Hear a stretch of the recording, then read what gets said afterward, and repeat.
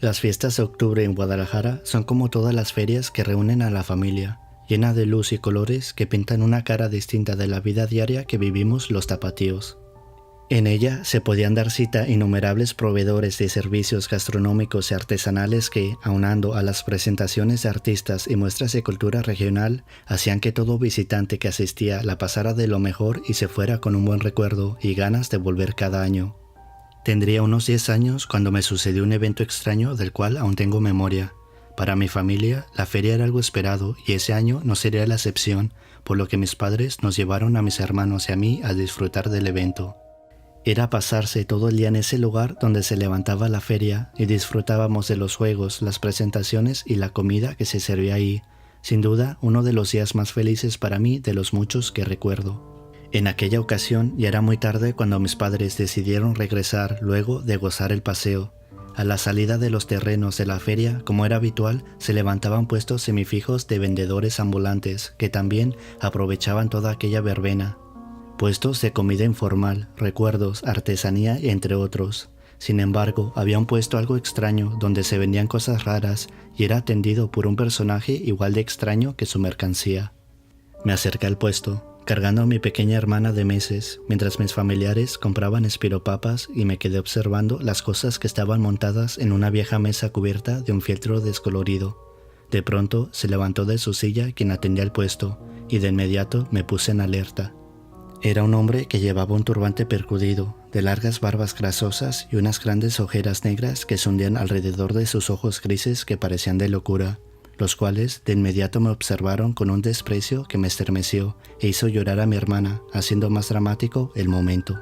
Aún no terminaba de recuperarme de esa impresión inicial cuando sentí la mano de mi padre en mi hombro y comenzó a ver lo que vendía el hombre.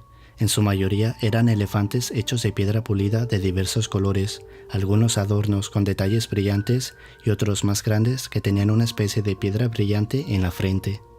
Mi padre se quedó un buen rato observando cada elefante, cuando por inercia extendió su mano para tomar uno que le había llamado la atención, y antes de que pudiera hacerlo resonó la voz profunda y rasposa del vendedor.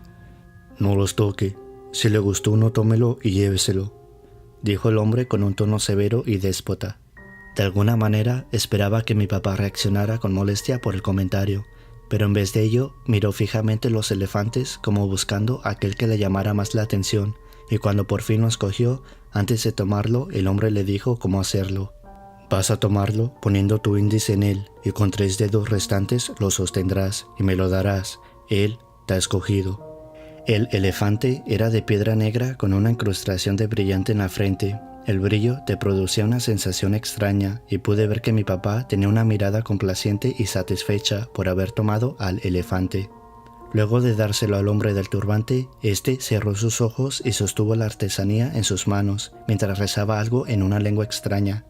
Luego de terminar con los rezos, el hombre le dio la figura a mi papá y le advirtió: «Ninguna mujer ha de tocarlo. Ni su esposa, ni su mamá, ni su hija. Si hace lo que le digo, tendrá prosperidad. El elefante es el oso». Luego de decir esto, mi papá tomó la artesanía y nos fuimos a la feria. Días después, y luego de que tuviera al elefante lejos de todos, se le ocurrió limpiar un viejo librero donde tenía varias de sus cosas, entre ellas la figura. De pronto, y sin que se diera cuenta, mi pequeña hermana toma al elefante y comienza a jugar con él. Mi papá, al verla, tan solo se lo quitó de las manos y continuó con lo que hacía, sin recordar la advertencia. Con el paso de los días, a mi papá lo despiden de su trabajo. El dinero comenzó a faltar en la casa y comenzamos a pasar una época de mucha miseria. A raíz de esa situación, mi mamá se enfermó y luego le siguió mi hermana, la cual tuvo muchos padecimientos que los doctores le atribuían a un virus del cual no tenían la menor idea de cómo curarlo. Mi hermana no comía, se convulsionaba horriblemente y tenía fiebres que la debilitaron a un punto de dejarla casi en los huesos e internada en un hospital que a duras penas se pudo pagar. Los doctores no le daban una esperanza de vida y cuando hablaron con mis padres les dijeron que de una noche no pasaba, que tenían que estar listos. El horror de ver a mi hermana en los huesos y entubada fue demasiado para ellos y esa misma tarde llegaron desconsolados a la casa. Mientras lloraban, nos comenzaron a platicar la situación y la tristeza se apoderó de todos. Yo aún no podía entender bien lo que pasaba y entonces tuve una revelación que me llegó de improviso.